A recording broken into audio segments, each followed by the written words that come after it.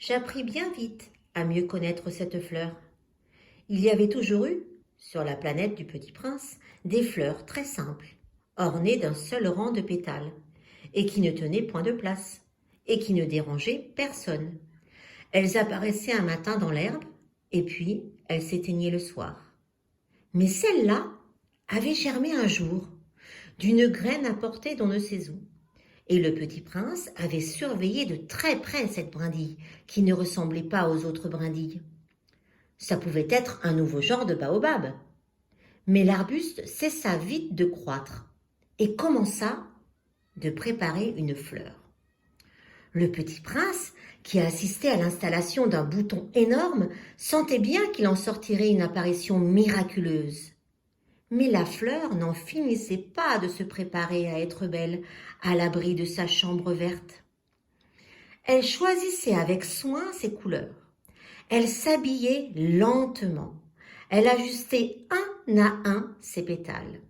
Elle ne voulait pas sortir toute fripée, comme les coquelicots.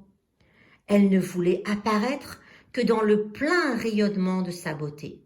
Eh oui, elle était très coquette. Sa toilette mystérieuse avait donc duré des jours et des jours. Et puis voici qu'un matin, justement à l'heure du lever du soleil, elle s'était montrée. Et elle, qui avait travaillé avec tant de précision, dit en bâillant : « Ah, je me réveille à peine. Je vous demande pardon. Je suis encore toute décoiffée. » Le Petit Prince alors ne put retenir son admiration. « Que vous êtes belle !»« N'est-ce pas ?» répondit doucement la fleur. « Et je suis née en même temps que le soleil. » Le Petit Prince devina bien qu'elle n'était pas trop modeste, mais elle était si émouvante. « C'est l'heure, je crois, du petit déjeuner, » avait-elle bientôt ajouté. « Auriez-vous la bonté de penser à moi ?» Et le Petit Prince, tout confus, ayant été chercher un arrosoir d'eau fraîche, avait servi la fleur. Ainsi l'avait-elle bien vite tourmentée par sa vanité un peu ombrageuse. Un jour, par exemple, parlant de ses 4 épines, elle avait dit au Petit Prince : « Ils peuvent venir, les tigres, avec leurs griffes. »« Il n'y a pas de tigres sur ma planète, » avait objecté le Petit Prince. « Et puis les tigres ne mangent pas d'herbe. »« Je ne suis pas une herbe, » avait doucement répondu la fleur.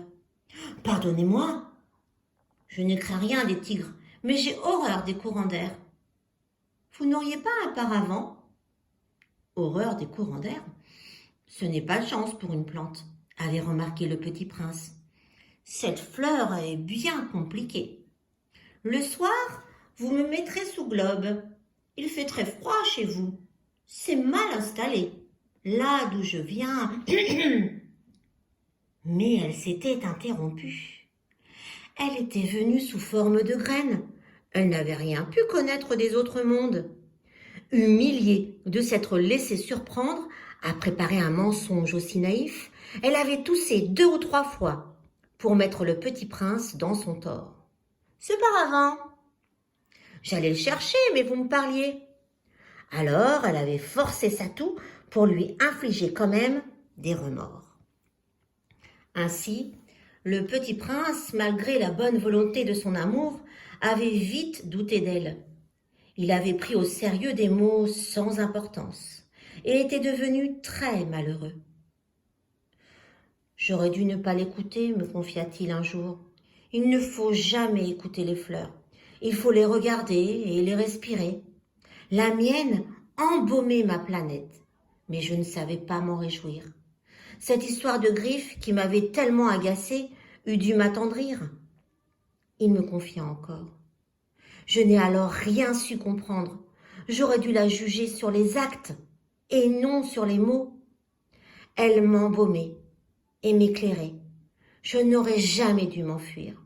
J'aurais dû deviner sa tendresse derrière ses pauvres ruses. Les fleurs sont si contradictoires. Mais j'étais trop jeune pour savoir l'aimer. À suivre.